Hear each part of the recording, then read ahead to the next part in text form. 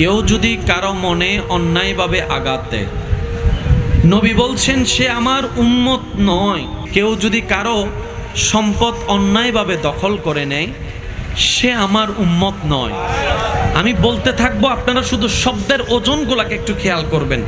যেখানে আপনি আমি অন্যায়ভাবে সব নিজের করার চেষ্টা করি, ঘুষ খাওয়াই হলো দলিল পাল্টানোর চেষ্টা করি, মানুষকে টাকা খাওয়াই হলো নিজের দল বাড়ি করার চেষ্টা করি, সেই জায়গায় নবী বলছেন আমার নয়। অনেকে আছে না রাগ করে রাস্তা বন্ধ করে দেয়, ভাই বলেন না ভাই, আছে না? রাস্তা বন্ধ করে দেয়, পানি বন্ধ করে দেয়, কারেন্ট বন্ধ করে দেয়, এটা বন্ধ করে দেয়, সেটা বন্ধ করে দেয়। বলেন রিজিক বন্ধ করতে পারবে? এই পয়েন্ট, এই জায়গায় যদি আমরা একটু বুঝতে পারি, তাহলে হিংসা অর্ধেক শেষ। আওয়াজ দিয়ে বলেন, যার রিজিকে যেটা আছে সেটা যদি সমুদ্রের তলদেশেও থাকে, একদিন না একদিন সে পাবে কি পাবে না?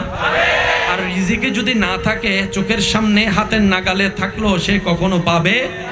এই বিশ্বাস যাদের আছে, আপনি রাস্তা বন্ধ করে দিচ্ছেন কেন? তার জন্য এমনও তো হতে পারে সে আপনার বন্ধ করা রাস্তার উপর যদি রবের উপর সন্তুষ্টি থেকে ধৈর্য ধরার মতো ধরতে জানে, আল্লাহ তার তকদিরে এরকম 10টা রাস্তা কিনার তৌফিক তাকে দান করে দিবেন। এরকম মানুষ আপনাদের এলাকায়, আমার মাইকের আওয়াজ শুনছেন এমন অনেক ভাই বোন আছেন, হয়তো আমার সাথে একমত হবেন। একটা সময় জীবন এমন গিয়েছে, এক বেলা খাবার জোগাইলে আরেক বেলা নিয়ে টেনশন করতে হতো। আজকে সে ভাইয়ের ঘরের মধ্যে দেখেন বাজারের অভাব নাই, ফ্রিজ ভর্তি বাজার আছে, পকেট ভর্তি টাকা আছে। জিজ্ঞেস করুন, উনি বলবে আমি পরিশ্রম করেছি, রবের উপর ভরসা রেখে করেছি। সুবহানাল্লাহ। আমি কখনো হার মানি নাই, আমি কখনো ভেঙে যাই নাই। জীবনের প্রত্যেকটা পরিস্থিতিতে আমি আলহামদুলিল্লাহ বলে রবের শুকরিয়া করে করে রবের উপর সন্তুষ্টি রেখে চোখ বন্ধ করে পথ চলতে গিয়েছি। আমার রাস্তা বন্ধ করে দেনেওয়ালা রাস্তা বন্ধ করে দিয়েছে, পানি বন্ধ করনেওয়ালা পানি বন্ধ করেছে, কিন্তু আমার ধৈর্য আমাকে এমন মকামে পৌঁছায় দিয়েছে, বন্ধকারীরা নিচে পড়ে আছে, এখন আমাকে আল্লাহ তাদের উপরে তুলে দিয়েছে। নবীজির দরবারে একজন আসছে, ক্ষুধার্ত মানুষ, খাই নাই। ইয়া রাসূলুল্লাহ, খাবার? নবীজি বলে যে আমি নিজেও তো খাই নাই। একটু জোরে বলেন না ভাই, একটু মনোযোগ দিবেন প্লিজ, সবার মনোযোগ চাচ্ছি, বিশেষ করে আমার ইয়াং জেনারেশন ভাইয়েরা। কেমন নবী পেয়েছি আমরা। কে ক্ষুধার্ত জানেন? যিনি বললে জান্নাত থেকে খাবার চলে আসে। মন মতো হয় না, সুবহানাল্লাহ জোরে।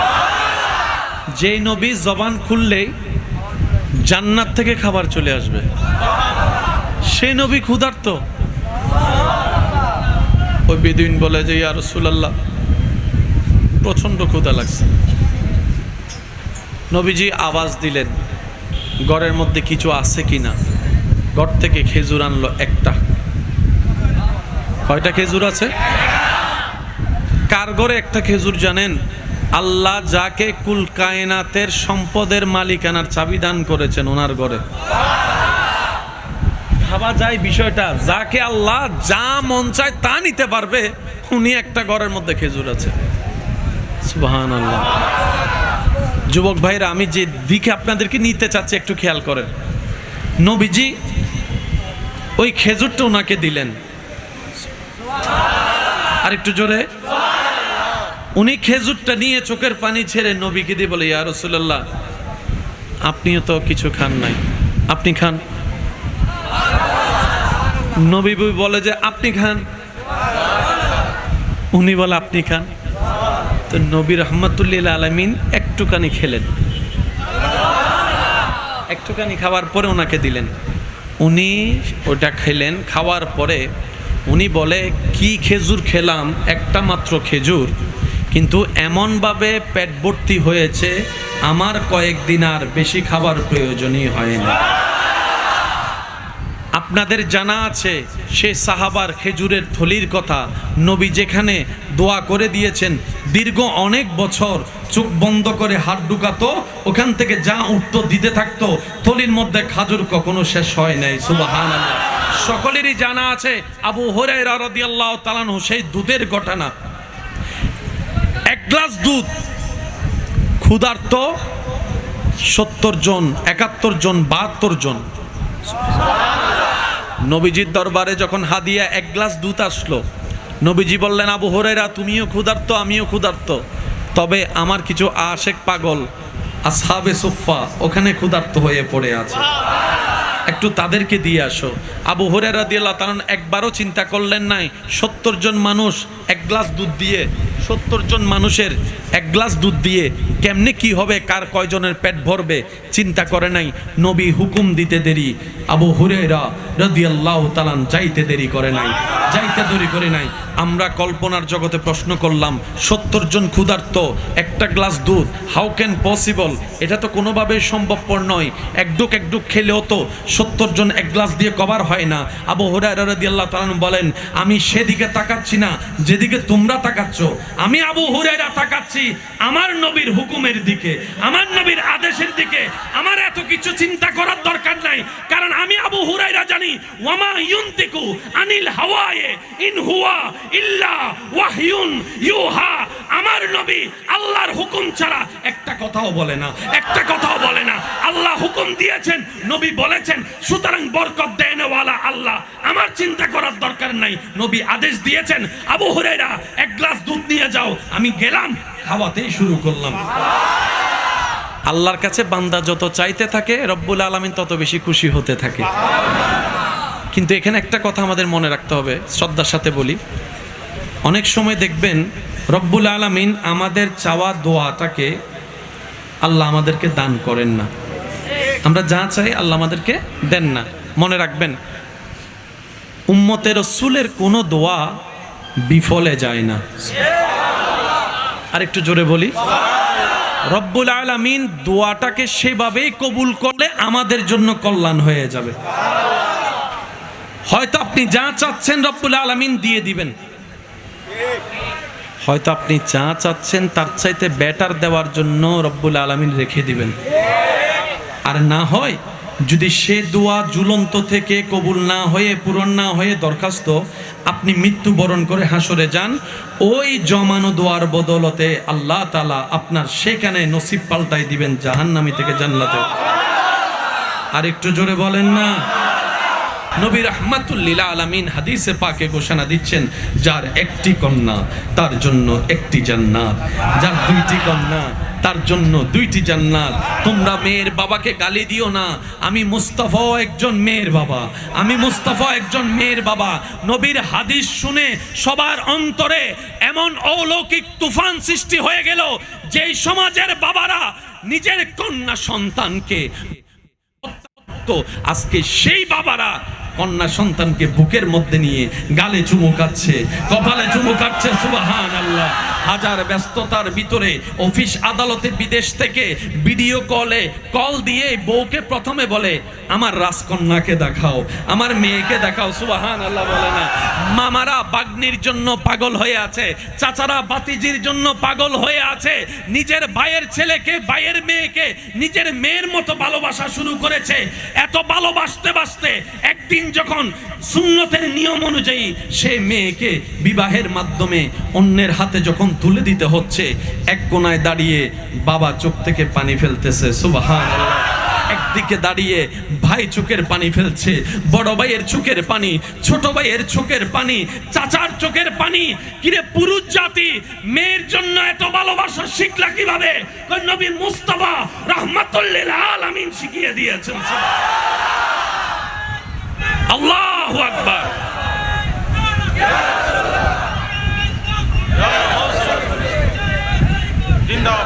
নবীর আশেকরা ইমানে আওয়াজ একবার বলেন সুবহানাল্লাহ। হয় নাই, হয় নাই, আরো জোরে বলেন সুবহানাল্লাহ। মাদের আকুতি, আল্লাহ একটু দয়া করো না, আমার পেটে যারা রাখছি সে যদি আমার সাথে এরকম বেয়াদবি করে, মন তো মানে না। আল্লাহ একটু দয়া করো না, আমার নিজের ছেলে আমার উপর অত্যাচার করতেছে, আমার তো মন মানে না। যাত্রার সামনে যা তা কথা বলে। নবী এসে বললেন, মায়ের পায়ের নিচে সন্তানের বেহেশত। পরিবেশ আজকে এমন পাল্টাই গেছে, সন্তান ঘর থেকে বের হয়ে কোনো কাজে যাওয়ার আগে মার পাটা জড়াই ধরছে, মার পাটা, সুবহানাল্লাহ বলা। কিরে তোরা না বেয়াদবি করতি? কই সেই যুগ গেছে, তখন আল্লাহর পক্ষ থেকে হাবিব আসে নাই, নবী রাহমাতুল লিল আলামিন এসে বাবাদের চিন্তাও পাল্টাই দিয়েছে, সন্তানের চিন্তাও পাল্টাই দিয়েছে, সবকিছু চিন্তা পাল্টাই দিয়ে অশান্তি পৃথিবীর শান্তির করে দিয়েছে। হিলফুল ফুজুল করেছে, অশান্তিকে শান্তির করে দিয়েছে। খোদাই বিয়ের সন্ধি করেছে, অশান্তি পরিবেশকে শান্তির করে দিয়েছে। সকলের দোয়া হয়ে নামাজের ভিতর থেকে যদি আপনি মহাব্বত বের করে ফেলেন, বলেন না, বলেন একটু জোরে বলেন, নামাজের ভিতর থেকে যদি আপনি আদব বের করে ফেলেন, আপনি মক্কাতুল মুকাররমায় গেলেন, লব্বাইক আল্লাহুম্মা লব্বাইক লব্বাইক লা শারীকা লাক লব্বাইক ইন্নাল হামদা ওয়ান নি'মাতা লাকা ওয়াল মুলক লা শারীকা লাক বলে তাওয়াফ করছেন, কিন্তু আদবও নাই, মহাব্বতও নাই। রবে বলে যে তোমার তাওয়াফরও আমার দরকার। তাহলে মুসলমানদের দামি দুইটা সম্পদের নাম কি বলেছিলাম? সবাই বলেন, 1 নাম্বার, 2 নাম্বার। এই সূত্রটা সব সময় মাথায় রাখবেন। ইসলামের প্রত্যেকটা কাজে এই দুইটা জিনিস আছে। স্বামী স্ত্রীর যে সমস্যার কারণে সংসার অশান্তি হচ্ছে, এই সমাধানও আল্লাহ পাকের দয়ায় এই দুইটার ভিতরে আছে। সেটা কি? প্রত্যেকটা স্ত্রী যদি স্বামীকে আদব করা শুরু করে, প্রত্যেকটা স্বামী যদি স্ত্রীকে মায়া মোহাব্বত করা শুরু করে, 80% সাংসারিক ঝামেলা এখানেই শেষ হয়ে যাবে। এবার ইসলামকে যখন আপনি প্রশ্ন করবেন, আমার ঘরে 2টা ভাই, একটা বড় আর একটা ছোট, কার দায়িত্ব কি? ইসলাম উত্তর দেয়, বড়রা ছোটদেরকে স্নেহ করবে, ছোটরা বড়দেরকে সম্মান করবে। ইসলাম কিন্তু বলে নাই ছোটরা বড়দেরকে স্নেহ করবে।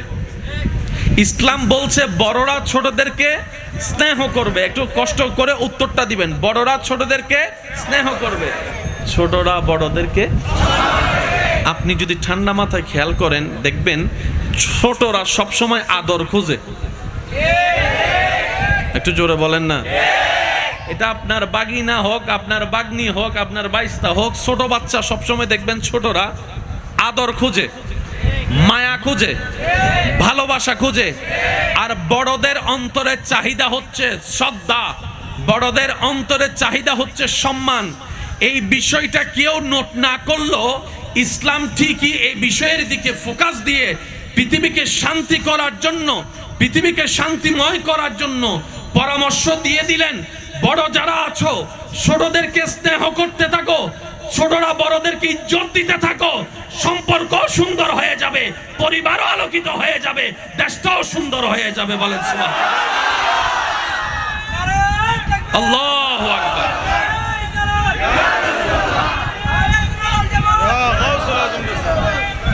জিন্দাবাদ জিন্দাবাদ। একবার বলেন মারহাবা। পিছনের ভাইরা আমার আওয়াজ শুনতে পাচ্ছেন? মাশাআল্লাহ।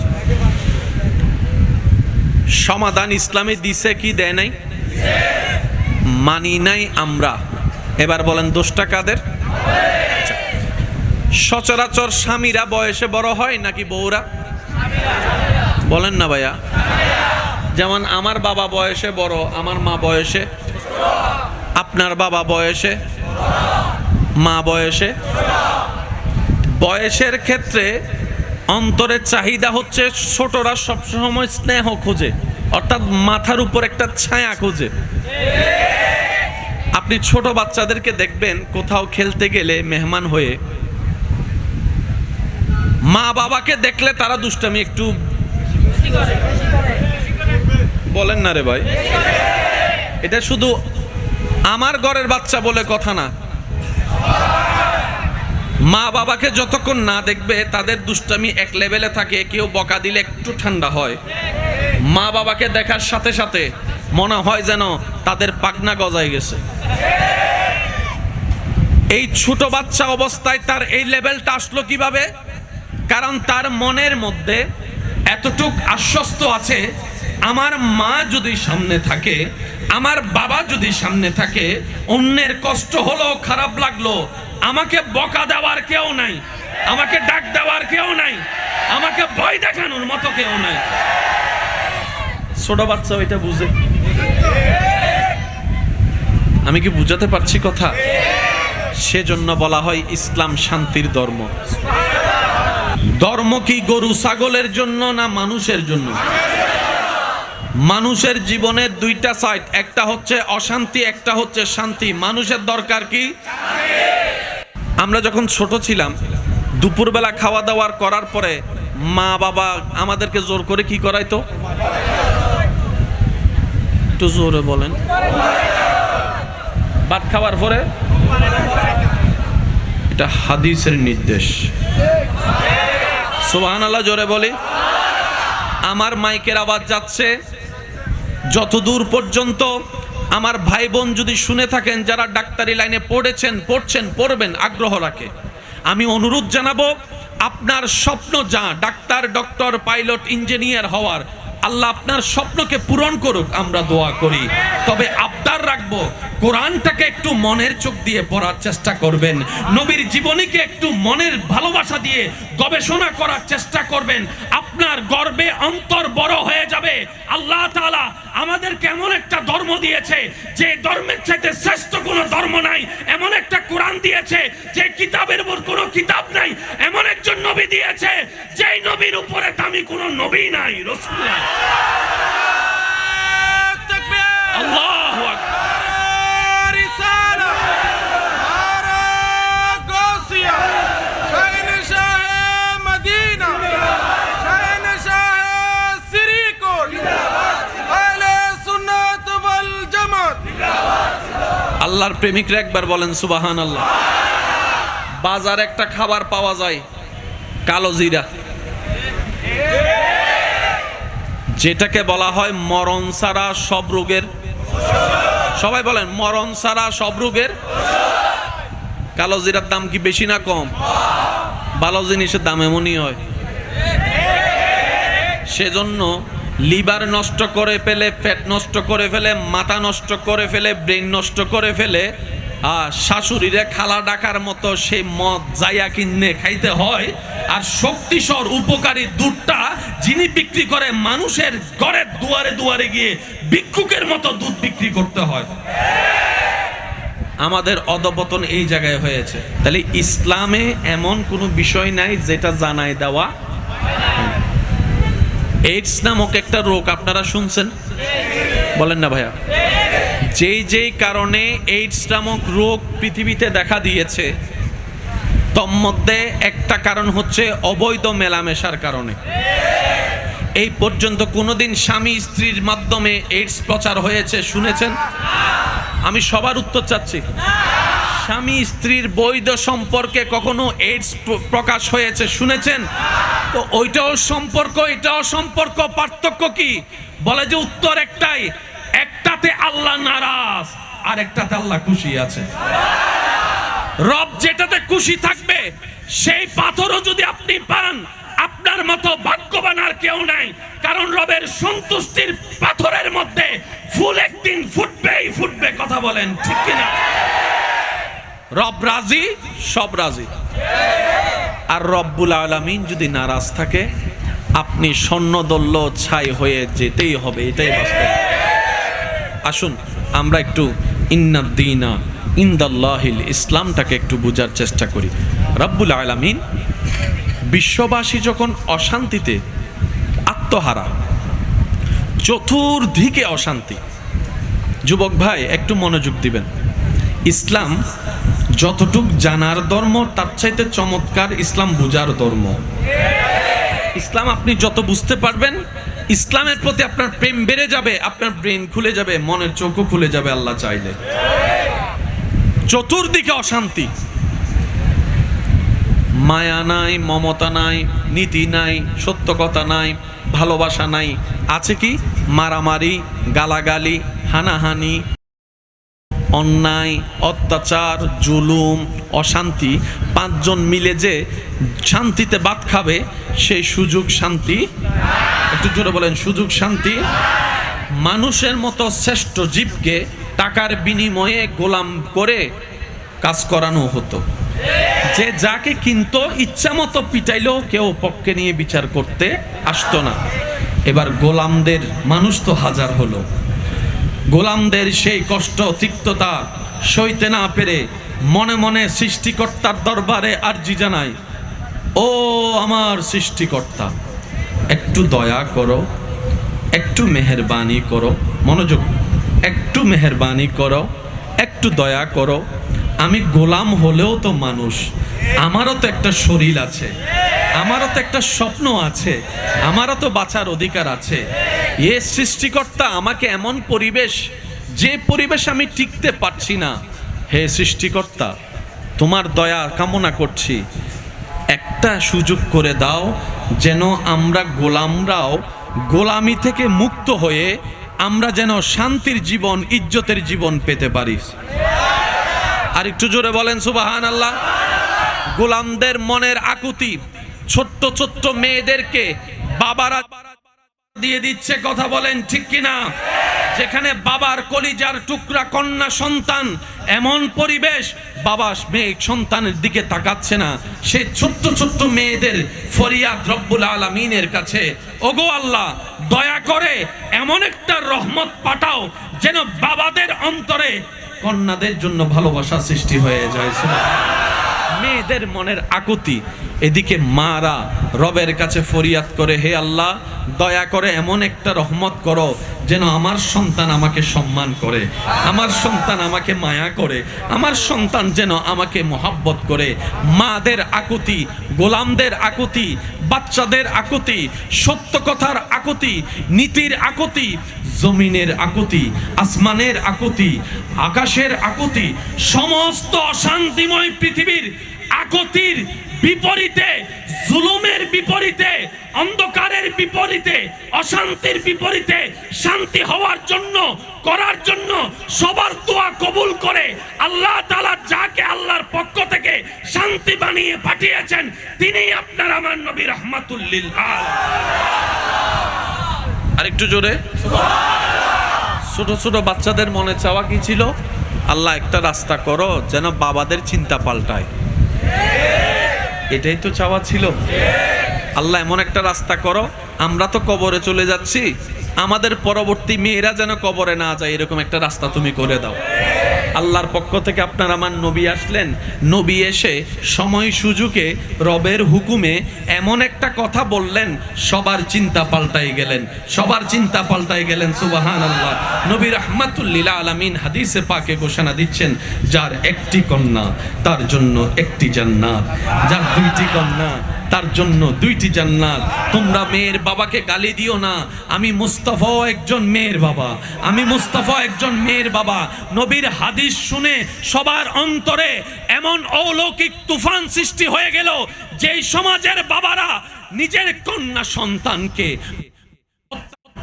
আজকে সেই বাবারা কন্যা সন্তানকে বুকের মধ্যে নিয়ে গালে চুমু খাচ্ছে, কপালে চুমু খাচ্ছে। সুবহানাল্লাহ। হাজার ব্যস্ততার ভিতরে অফিস আদালতে বিদেশ থেকে ভিডিও কল দিয়ে বউকে প্রথমে বলে, আমার রাজকন্যাকে দেখাও, আমার মেয়েকে দেখাও। সুবহানাল্লাহ বলে না। মামারা বাগ্নির জন্য পাগল হয়ে আছে, চাচারা বাতিজির জন্য পাগল হয়ে আছে, নিজের ভাইয়ের ছেলেকে, ভাইয়ের মেয়েকে নিজের মেয়ের মতো ভালোবাসা শুরু করেছে।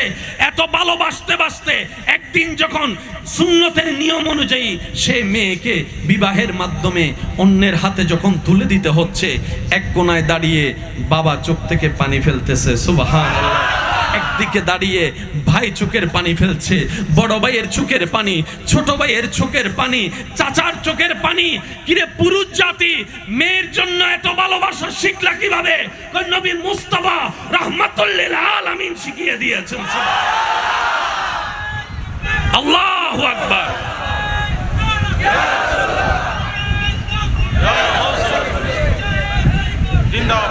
নবীর আশিকরা ঈমানে আওয়াজ একবার বলেন সুবহানাল্লাহ। হয় নাই, হয় নাই, আরো জোরে বলেন সুবহানাল্লাহ। মাদের আকুতি, আল্লাহ একটু দয়া করো না, আমার পেটে যারা রাখছি সে যদি আমার সাথে এরকম বেয়াদবি করে, মন তো মানে না। আল্লাহ একটু দয়া করো না, আমার নিজের ছেলে আমার উপর অত্যাচার করতেছে, আমার তো মন মানে না। যাত্রার সামনে যা তা কথা বলে। নবী এসে বললেন, মায়ের পায়ের নিচে সন্তানের বেহেশত। পরিবেশ আজকে এমন পাল্টাই গেছে, সন্তান ঘর থেকে বের হয়ে কোনো কাজে যাওয়ার আগে মার পাটা জড়াই ধরছে, মার পাটা। সুবহানাল্লাহ বলো। কিরে তোরা না বেয়াদবি করতি? কই সেই যুগ গেছে, তখন আল্লাহর পক্ষ থেকে হাবিব আসে নাই। নবী রাহমাতুল লিল আলামিন এসে বাবাদের চিন্তাও পাল্টাই দিয়েছে, সন্তানের চিন্তাও পাল্টাই দিয়েছে, সবকিছু চিন্তা পাল্টাই দিয়ে অশান্তি পৃথিবীর শান্তির করে দিয়েছে। হিলফুল ফুজুল করেছে, অশান্তিকে শান্তির করে দিয়েছে। খোদাই বিয়ের সন্ধি করেছে, অশান্তি পরিবেশকে শান্তির করে দিয়েছে। সকলের দোয়া হয়ে নবী রাহমাতুল লিল আলামিনের উম্মত সবাই মিলে একবার বলেন সুবহানাল্লাহ। আমি আস্তে আস্তে বলবো, আশিকরা জোরে জোরে বলবেন। সকল ব্যতীত হৃদয়ের শান্তির দোয়া হয়ে, দোয়া কবুল হয়ে, রবের পক্ষ থেকে মেহমান হয়ে, ধরার বুকে রবের নির্দেশে যিনি এসেছেন, লাকাদ মান্নাল্লাহু আলাল মুমিনিন বলে রব যার দিকে ইঙ্গিত দিয়েছেন, ওয়ামা আরসালনাকা ইল্লা রাহমাতাল লিল আলামিনের তাজ রব্বুল আলামিন যার মাথায় দিয়েছেন, ইন্না আতাইনাকাল কাউসারের খুঞ্জি যার হাতে রব্বুল আলামিন দিয়েছেন, ওয়ালা সাউফা ইউতিকা রব্বুকা ফাতারদা বলে সুপ্রিম কোর্টের রায় রব্বুল আলামিন যার নবুয়তের হাতে দান করেছেন। কাঁদা চোখে মুছে পানি, মুখে ফুটানোর জন্য হাসি, ক্ষুধার্তর ব্যথা অন্যকে বুঝাই দেওয়ার জন্য রবের পক্ষ থেকে যিনি প্র্যাকটিক্যাল শিক্ষক হয়ে এসেছেন, তিনি আপনার আমার আমাদের নবী রাহমাতুল লিল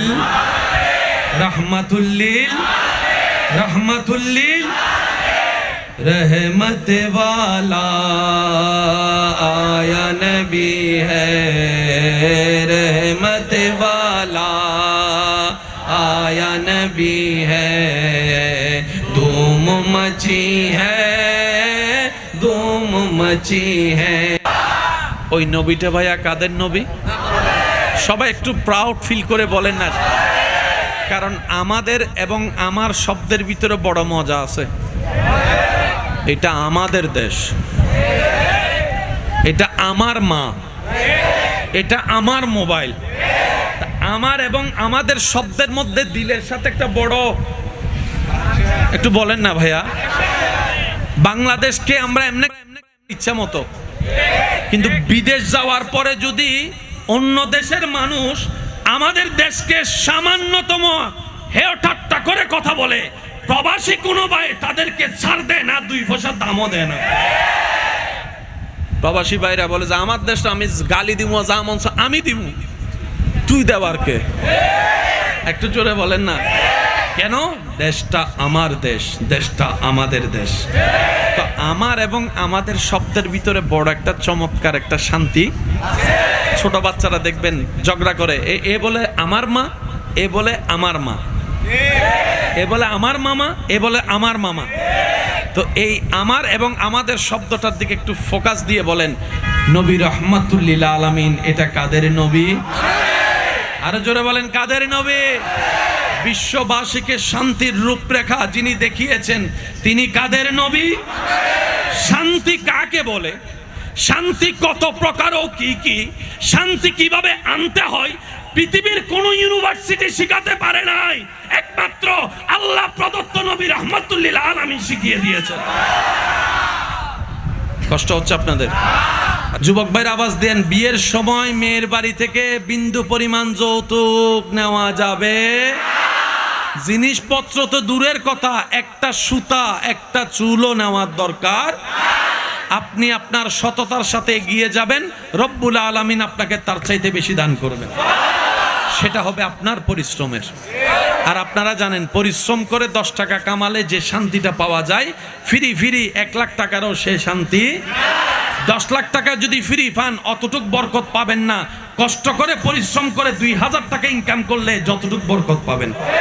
আপনি আমার কথা মিলিয়ে দেখতে পারেন বাস্তবতার সাথে। আল্লাহ পাক আমাদেরকে বুঝার আমল করার তৌফিক দান করুন। অনেকে আছে না রাগ করে রাস্তা বন্ধ করে দেয়, ভাই বলেন না ভাই, আছে না? রাস্তা বন্ধ করে দেয়, পানি বন্ধ করে দেয়, কারেন্ট বন্ধ করে দেয়, এটা বন্ধ করে দেয়, সেটা বন্ধ করে দেয়। বলেন রিজিক বন্ধ করতে পারবে? এই পয়েন্ট, এই জায়গায় যদি আমরা একটু বুঝতে পারি তাহলে হিংসা অর্ধেক শেষ। আওয়াজ দিয়ে বলেন, যার রিজিকে যেটা আছে সেটা যদি সমুদ্রের তলদেশেও থাকে একদিন না একদিন সে পাবে কি পাবে না? আর রিজিকে যদি না থাকে, চোখের সামনে হাতের নাগালে থাকলো সে কখনো পাবে। এই বিশ্বাস যাদের আছে, আপনি রাস্তা বন্ধ করে দিচ্ছেন কেন? তার জন্য এমনও তো হতে পারে সে আপনার বন্ধ করা রাস্তার উপর যদি রবের উপর সন্তুষ্টি থেকে ধৈর্য ধরার মতো ধরতে জানে, আল্লাহ তার তকদিরে এরকম 10টা রাস্তা কিনার তৌফিক তাকে দান করে দিবেন। এরকম মানুষ আপনাদের এলাকায় জোরে বলেন না। আমার মাইকের আওয়াজ শুনছেন এমন অনেক ভাই বোন আছেন, হয়তো আমার সাথে একমত হবেন। একটা সময় জীবন এমন গিয়েছে, এক বেলা খাবার জুগাইলে আরেক বেলা নিয়ে টেনশন করতে হতো। আজকে সে ভাইয়ের ঘরের মধ্যে দেখেন বাজারের অভাব নাই, ফ্রিজ ভর্তি বাজার আছে, পকেট ভর্তি টাকা আছে। জিজ্ঞেস করুন, উনি বলবে আমি পরিশ্রম করেছি, রবের উপর ভরসা রেখে করেছি। সুবহানাল্লাহ। আমি কখনো হার মানি নাই, আমি কখনো ব্যঙ্গে যাই নাই। জীবনের প্রত্যেকটা পরিস্থিতিতে আমি আলহামদুলিল্লাহ বলে রবের শুকরিয়া করে করে রবের উপর সন্তুষ্টি রেখে চোখ বন্ধ করে পথ চলতে গিয়েছি। আমার রাস্তা বন্ধ করে দেনেওয়ালা রাস্তা বন্ধ করে দিয়েছে, পানি বন্ধ করনেওয়ালা পানি বন্ধ করেছে, কিন্তু আমার ধৈর্য আমাকে এমন মকামে পৌঁছায় দিয়েছে, বন্ধকারীরা নিচে পড়ে আছে, এখন আমাকে আল্লাহ তাদের উপরে তুলে দিয়েছে। এমনও রেকর্ড আছে না নাই? সেজন্য কথাই আছে, ধৈর্য ধারণকারী কখনো ফেল যায় না। সুবহানাল্লাহ কি বলা যাবে? আমার মনে হয় আপনাদের মনে একটু বেশি কষ্ট হয়ে যাচ্ছে, রাতও অনেক বেশি হয়ে যাচ্ছে, অনেকের ঘুমও আসছে। পিছনের ভাইরা বিরক্ত হচ্ছেন আপনারা? দেখি একবার আস্তে করে বলেন তো মারহাবা। হয় না, আরো জোরে। এবার আমি একটা নাতে রসুল পড়বো, আমি পড়বো কম, আপনারা পড়বেন বেশি করে। পারবেন ইনশাল্লাহ? গোলাপ নীলাম গাদা নীলাম, নীলাম রজনী গন্ধা, মনের সুখে সকাল থেকে একেবারে দেখা দাও যদি, ও গো কমলিওয়ালা, একেবারে দেখা ও গো কমলিওয়ালা, হাসি মুখে পড়াবো তোমায় হাজার ফুলের মালা, বলি সবাই ইয়া রাসূলুল্লাহ ইয়া হাবিবাল্লাহ। গোলাপ নীলাম গাদা মনের সুখে সকাল থেকে একেবারে দেখা দাও যদি, ও গো কমলিওয়ালা, একেবারে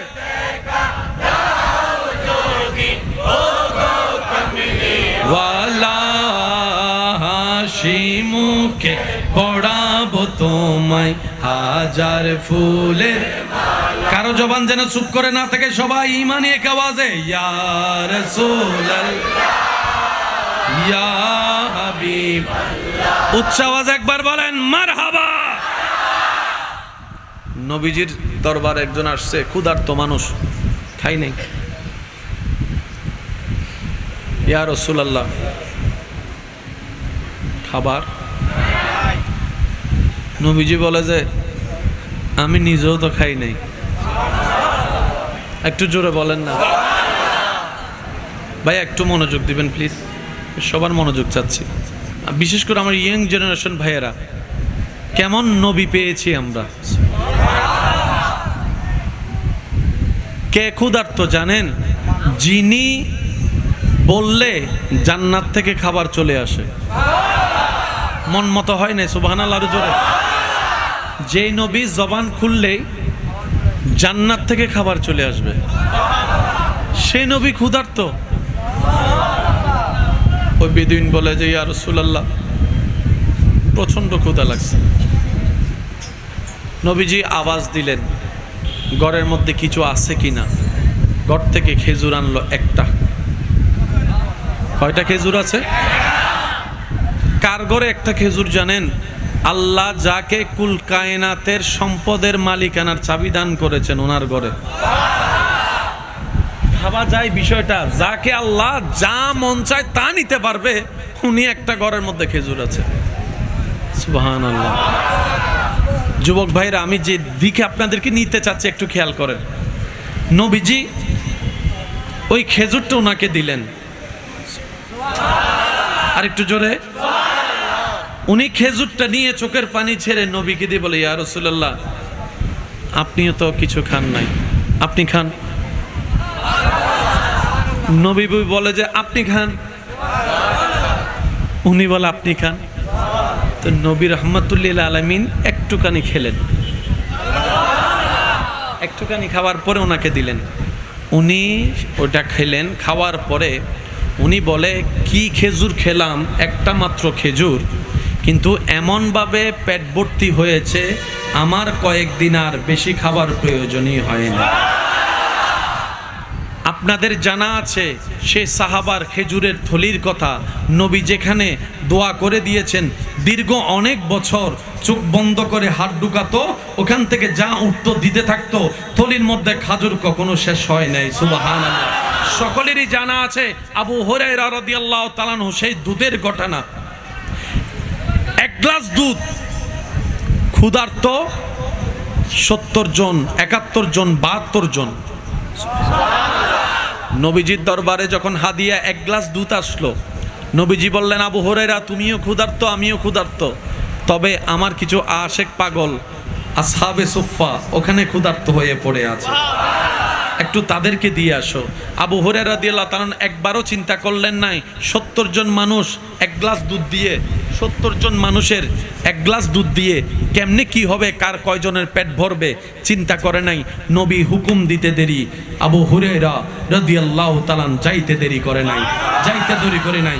আমরা কল্পনার জগতে প্রশ্ন করলাম 70 জন ক্ষুধার্ত, একটা গ্লাস দুধ, হাউ ক্যান পসিবল? এটা তো কোনোভাবেই সম্ভবপর নয়। একডুক একডুক খেলেও তো 70 জন এক গ্লাস দিয়ে কভার হয় না।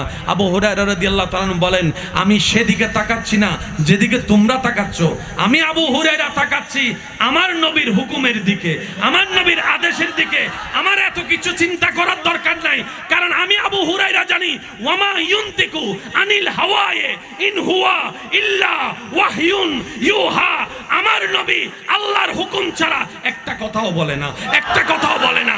আল্লাহ হুকুম দিয়েছেন, নবী বলেছেন, সুতরাং বরকত দেনওয়ালা আল্লাহ, আমার চিন্তা করার দরকার নাই। নবী আদেশ দিয়েছেন আবু হুরায়রা এক গ্লাস দুধ নিয়ে যাও, আমি গেলাম, খাওয়াতেই শুরু করলাম। একটা গ্লাস দুধ, 70 জন ক্ষুধার্ত, একজনে খেলো বিসমিল্লাহ বলে পেট ভরে গেল, আরেকজনে খেলো, আরেকজনে খেলো। 70 জন দুধ খাওয়ার পরও যেই গ্লাসে দুধ যতটুক ঠিক ততটুকুই রয়ে গেল। এবার সমস্ত সাহাবার যখন পেট ভরে গিয়েছে, ওই আবার এক গ্লাস দুধটা নিয়ে আবু হুরায়রা রাদিয়াল্লাহু তাআলা নবীজির কাছে আসলেন। ওদিকে ক্ষুধার্ত কয়জন? যাকে দিয়ে পাঠিয়েছেন নবী উনিও ক্ষুধার্ত। এই জায়গায় আপনি আর আমি হলে কি করতাম? যাইতে যাইতে কেনা আগে কথা বলেন না রে ভাই। আচ্ছা ফুরানো হইলো আমরা হলে যেটা করতাম। আবু হুরায়রা রাদিয়াল্লাহু তাআলা নবীজি বলেছেন, গেলেন, খাওয়ালেন, চলে আসলেন। নবী বললেন আবু হুরায়রা তুমি খাও নাই? আবু হুরায়রা বলে ইয়া রাসূলুল্লাহ আপনি তো খাওয়াইতে বলেছেন, খাইতে তো বলেন না। আমার ক্ষুধা থাক আর যা থাক, আপনি তো খাইতে বলেন না, সুতরাং খাই কেমনে? নবী মুস্কি হাসি বলে আবু হুরায়রা খেতে থাকো, খেতে থাকো, যতক্ষণ তোমার ক্ষুধা নিবারণ না হয়। সুবহানাল্লাহ। খেতে থাকো, রবের নাম নিয়ে খেতে থাকো। আবু হুরায়রা রাদিয়াল্লাহু তাআলা বিসমিল্লাহ বলে খাওয়া শুরু করলেন, নবী বলে আবার খাও, আবার খেলেন, আবার খাও, আবার খেলেন। খাইতে খাইতে খাইতে শেষ পর্যন্ত আবু হুরায়রা রাদিয়াল্লাহু তাআলা বলে ইয়া রাসূলুল্লাহ, ইয়া রাসূলুল্লাহ, ইয়া রাসূলুল্লাহ, সুবহানাল্লাহ, ইয়া রাসূলুল্লাহ, আর পারবো না। এবার নবীজি নবুয়তের হাতে আল্লাহর হুকুমে দুধের গ্লাসটা নিয়ে পান করলেন, দুধ শেষ।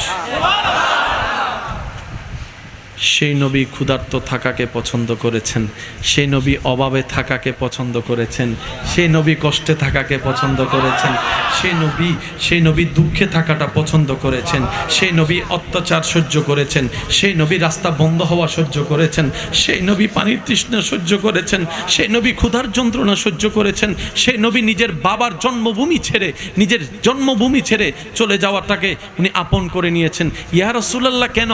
আপনি একবার হুকুম দিলে তো মাটি স্বর্ণ হয়ে যায়, সুবহানাল্লাহ। আপনি একবার চাইলে তো আপনার ঘরটা স্বর্ণের আকারে আল্লাহ বানাই দিতে পারে। আপনি একবার চাইলে তো জান্নাতের খাবার সব আপনার সামনে চলে আসবে। নবী বলে আমার আল্লাহ আমাকে বলেছিল দুইটা জীবনের একটা পছন্দ করতে, হয় রাজকীয় জীবন না হয় গরিবের জীবন। আমি মুস্তাফা গরিবের জীবন পছন্দ করেছি, ক্ষুধার্ত থাকা পছন্দ করেছি। কেন জানো? আমার উম্মতের মধ্যে অনেক হবে গরিব, খাবার পাবে না, বিল্ডিং পাবে না থাকার জন্য, শান্তির থাকার মতো বিছানা পাবে না, দিনরাত কষ্ট করবে, অত্যাচারের শিকার হবে, বাবার অত্যাচার, চাচার অত্যাচার, জ্যাঠার অত্যাচার, মামার অত্যাচারের শিকার হবে, স্বামীর অত্যাচারের শিকার হবে। আমার সেই উম্মতরা যখন আমার কষ্টের জীবনের কথা শুনবে তাদের মনটা বড় হয়ে যাবে। আমার নবী যেহেতু কষ্ট সহ্য করেছেন, ধৈর্য ধরেছেন, আমি সেই নবীর উম্মত, আমিও হাসি মুখে ধৈর্য ধারণ করব, ধৈর্য ধারণ করব। আমাদের নবী রহমাতুল্লিল, আর একটু জোরে বলেন, নবী রহমাতুল্লিল আলামিন। হাসরের ময়দানের কথা তো আমার ভাই বলেছেন, আপনারা শুনেছেন, আমি একটু সামান্য অ্যাড করি। সবাই যাবে হাসরে, ফ্যাক্টরির মালিকও যাবে, আমাদের মতো দারোয়ানও যাবে। বিচার শেষ করে দারোয়ান আল্লাহর দয়ায় জান্নাত পেলে জান্নাতে চলে যাবে, তখন ফ্যাক্টরির মালিক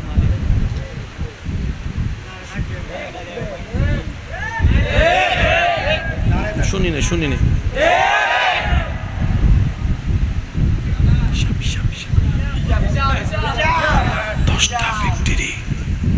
10টা ফ্যাক্টরি কর্মী যখন চলে যাবে, তো হন্ডজর, তুই আর দারোয়ান না, দারোয়ান তো পিছনে না থাকবি, তুই আমার ভালাই যাস কই?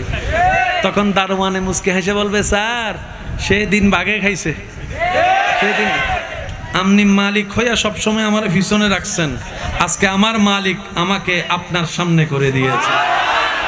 আমি রবের দরবারে লক্ষ কোটি শুকরিয়া আদায় করি, মাওলা তুমি যে আমার সম্পদ দাও নাই, চলার মতো তৌফিক দিছো, তুমি যে কেন দিয়েছো আজকে বুঝতে পারছি।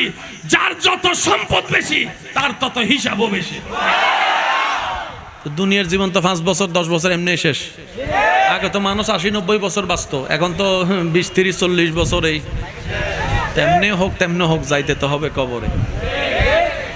আমার এখানে অনেক ভাই বোনেরা আছেন, আল্লাহর কাছে অনেক ফরিয়াদ করেন। মনে রাখবেন, আল্লাহর কাছে বান্দা যত চাইতে থাকে রব্বুল আলামিন তত বেশি খুশি হতে থাকে। কিন্তু এখানে একটা কথা আমাদের মনে রাখতে হবে, শ্রদ্ধার সাথে বলি, অনেক সময় দেখবেন রব্বুল আলামিন আমাদের চাওয়া দোয়াটাকে আল্লাহ আমাদেরকে দান করেন না।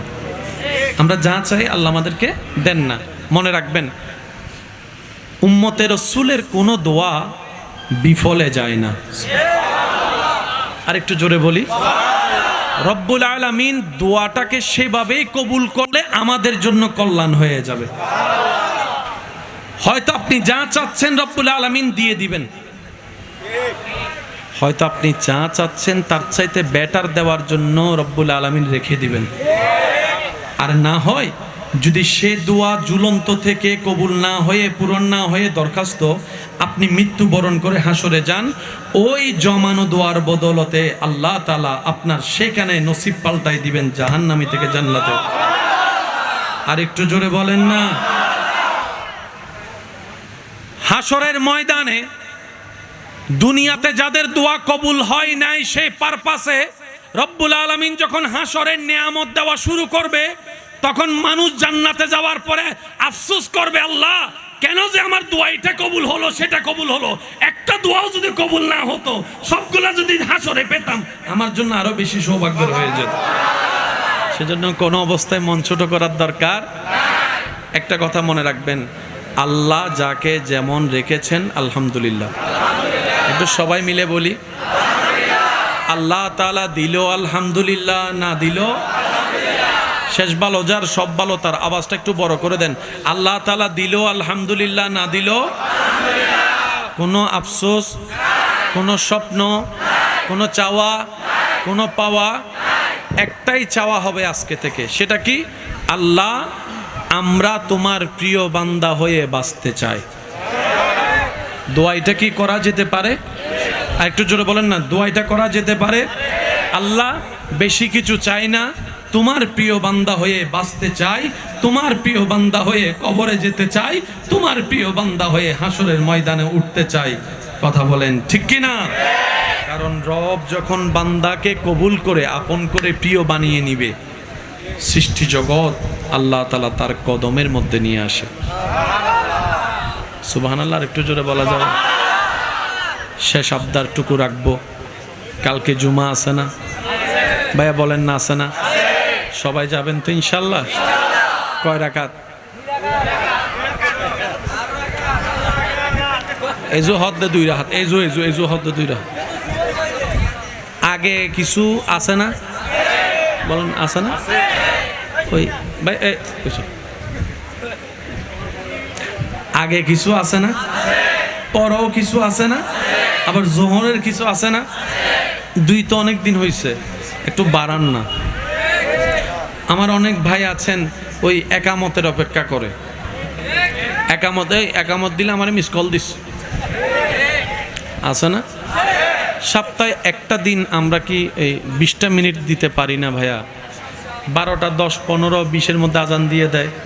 আপনি আমি যদি 11:30টার ভিতর গোসল করে চা করার করে প্রস্তুত হয়ে নিই, হ্যাঁ, তাহলে তো 12টা 10 15-এর ভিতর মোটামুটি নামাজের জন্য প্রস্তুত। বসে রইলেন, মসজিদের মিনার থেকে যখন আওয়াজটা আসবে, আল্লাহু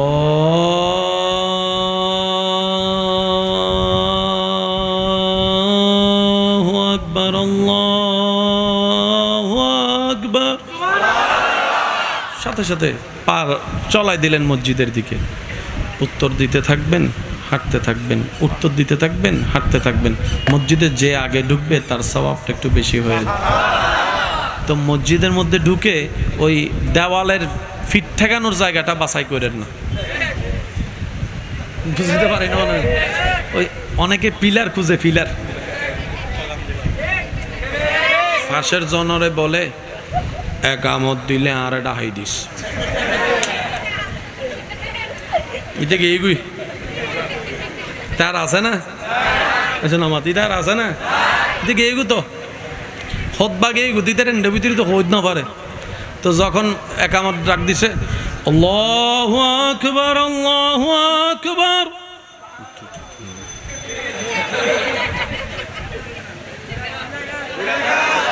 হ্যাঁ না?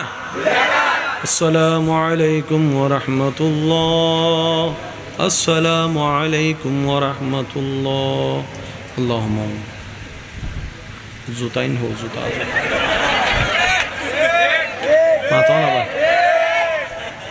আজীবন হয় রাহাত। একটু চাইলে 12 নজার আগে ফিসে কেনা 12 যাইব না? ওয়াজ সিডেঙ্গে ভাই কলে নমাতের তো চাইলে ফারা যাইব না? একখানা আওয়াজ বড় করিয়ে শয়তানের উনে দিবে একবার, হ না ইনশাআল্লাহ? মাশাআল্লাহ, আরো জোরে হ না ইনশাআল্লাহ? আল্লাহ দিলে হালিয়াতুন শুরু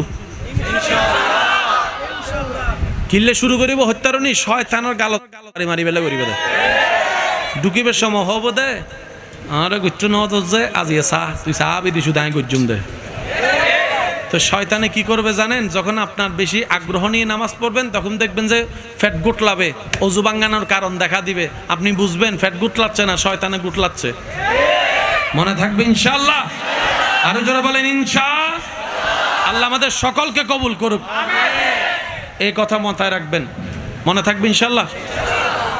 সন্দেহ বড় খারাপ জিনিস। জীবনের জন্য সন্দেহ বড় খারাপ জিনিস। আপনি দেখবেন সন্দেহ করে ভালো জিনিসও খাইলে পেটে বদহজমি শুরু হয়ে যায়। একটা আওয়াজ দিয়ে বলেন ঠিক কিনা? ইসলাম বলেছে সন্দেহ থেকে দূরে থাকো, ধারণা করা থেকে দূরে থাকো। কথা বলেন ঠিক কিনা? তো সন্দেহ এমন একটা ভাইরাস যেটা সমাজকেও নষ্ট করে দেয়, পরিবারকেও নষ্ট করে দেয়, সংসারকেও নষ্ট করে দেয়, ঈমানকেও নষ্ট করে দেয়। কথা বলেন ঠিক কিনা? সেজন্য সন্দেহ শয়তানের পক্ষ থেকে আছে। আমি প্রত্যেকটা সম্পর্কের মানুষকে বলবো, কেউ কাউকে যেন সন্দেহ আমরা না করি। সন্দেহ করলে স্বামী স্ত্রীর সম্পর্ক কখনো টিকবে, ভাই ভাইয়ের সম্পর্ক টিকবে, বন্ধু বন্ধুর সম্পর্ক টিকবে। কারণ সন্দেহ আসে ফেরেশতা থেকে না শয়তান থেকে। একবার দরুদ শরীফ পড়ি, আল্লাহুম্মা সাল্লি আলা। আওয়াজ এটা হয় নাই, আশেকে সিটাঙ্গা মানুষের আওয়াজ একবার বলেন, আল্লাহুম্মা সাল্লি আলা।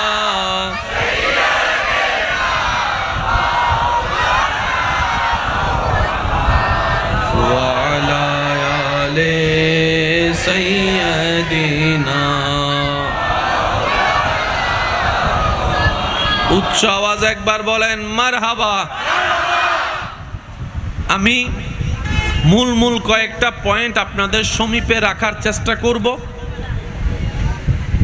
আপনারা ভালোবাসার সাথে সেটা ভেবে দেখার চেষ্টা করবেন। যদি দরকার প্রয়োজন বলে মনে হয় তাহলে নেওয়ার চেষ্টা করবেন।